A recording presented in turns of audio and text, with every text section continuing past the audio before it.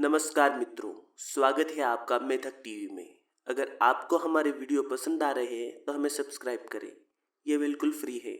और आगे दी गई घंटी के चित्र पर भी ज़रूर क्लिक करें। इससे जब भी हम नए वीडियो डालेंगे आपको नोटिफिकेशन के ज़रिए पता चल जाएगा। Indian mythology, high tech space, interesting facts, war story, ऐसे बहुत सारे विषयों पर आपको यहाँ बहुत कुछ जानने को मिलेगा।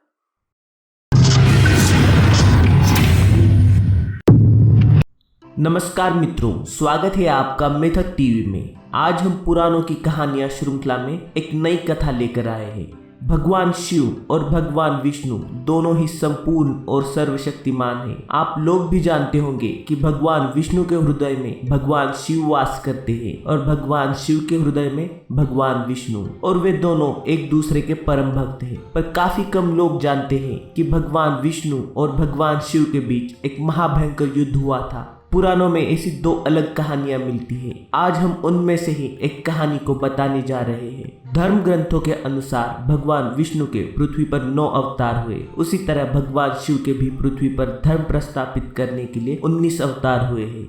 कहानी की शुरुआत तब होती है जब एक दिन माता लक्ष्मी अपने पिता समुद्रदेव को मिलने गई थी। तब उन्होंने देखा कि अपने पिता समुद्रदेव बहुत चिंता में हैं। तब माता लक्ष्मी ने पिता समुद्र को अपनी चिंता का कारण पूछा। समुद्र ने कहा, पुत्री, मैं तुम्हारे लिए अति प्रसन्न हूँ कि तुम्हारा विवाह भगवान विष्णु के साथ हुआ है, लेकिन तुम्हारी बहनें सुवेशा, सुकेशी, सुनीशी, सुमित्रा, वेदा भी भगवान विष्णु को मन ही मन अपना पति मान चुकी है और विष्णुदेव को पति के रूप में पाने के लिए पाताल लोक में घनघोर तपस्या कर रही है, और यही मेरी चिंता का कारण है।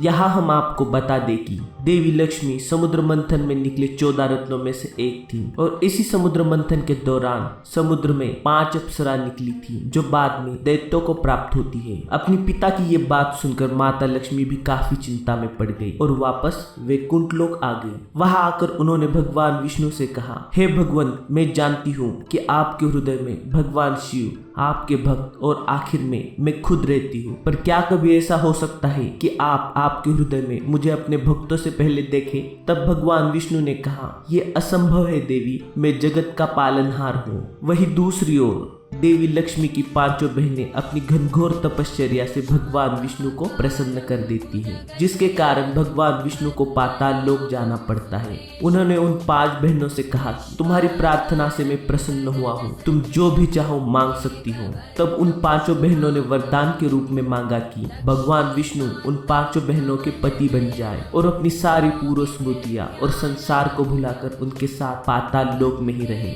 भगवान विष्णु ने तथास्तु कहा और वे उन 5 के साथ पाताल लोक में ही वास करने लगे। काफी वर्ष बीत गए। भगवान विष्णु से उन 5 को पुत्र प्राप्ति भी हो गई, पर वो सभी पुत्र राक्षस वृत्ति के थे और उन्होंने ब्रह्मांड में हाहाकार मचा दिया। इस कारण संसार का संतुलन बिगड़ने लगा। माता लक्ष्मी भी भगवान विष्णु के आचरण से काफी दुखी थी। सभी देवता माता लक्ष्मी को लेकर भगवान शिव के पास चले गए। जब भगवान शिव ने माता लक्ष्मी का दुख देखा तो वे भी काफी व्यथित हो गए और भगवान विष्णु को पाताल लोक से लाने के लिए और देवताओं को विष्णु पुत्रों के आतंक से मुक्त कराने हेतु उन्होंने स्वयं को वृषभ यानी एक बैल में परावर्तित कर लिया। वृषभ रूपी महादेव ने पाताल लोक पर हमला बोल दिया। महाविध्वंसकारी वृषभ के पाताल में आने से पाताल लोक में एक भूकंप ही आ गया था। पाताल पर हमला होता देख दैत्य वृत्ति विष्णु पुत्र वृषभ रूपी महादेव पर आक्रमण कर देते हैं, पर पराक्रमी विष्णु पुत्रों का महादेव संहार कर देते हैं। अपने वंश का नाश हुआ देख भगवान विष्णु काफी क्रोधित हुए और युद्ध करने के लिए वृषभ महादेव के सामने आ गए। वृषभ महादेव और विष्णुदेव के बीच युद्ध शुरू हुआ। दोनों ही एक दूसरे पर अलग अलग शस्त्रों से प्रहार करने लगे। उनका ये युद्ध काफी लंबे समय तक चला, पर उनमें से कोई भी न तो हार रहा था और न ही जीत रहा था। एक समय तो ऐसा आया कि विष्णुदेव ने नारायणास्त्र वृषभ महादेव पर छोड़ दिया और वृषभ महादेव ने पाशुपतास्त्र भगवान विष्णु पर छोड़ दिया, जिस कारण दोनों एक दूसरे के अस्त्र में बंध गए। ये देख भगवान गणेश उन 5 अप्सराओं के पास गए और उन्होंने उनसे विनती की, अगर भगवान विष्णु की स्मृति वापस नहीं आई तो भगवान शिव और भगवान विष्णु दोनों अनंत काल के लिए ऐसे ही बंद रह जाएंगे और इससे सारे संसार का पाताल सहित सर्वनाश हो जाएगा। ये सुनकर उन पांचों अप्सराओं ने भगवान विष्णु को सारे वचनों से मुक्त कर दिया। स्मृतियों के वापस आते ही भगवान विष्णु और भगवान महादेव दोनों एक दूसरे को मुक्त कर देते हैं। आपको हमारी ये कहानी पसंद आई हो तो लाइक करें। कहानी कैसी लगी हमें कमेंट के जरिए जरूर बताएं और अगर हमें पहली बार देख रहे हैं तो सब्सक्राइब करना ना भूलें।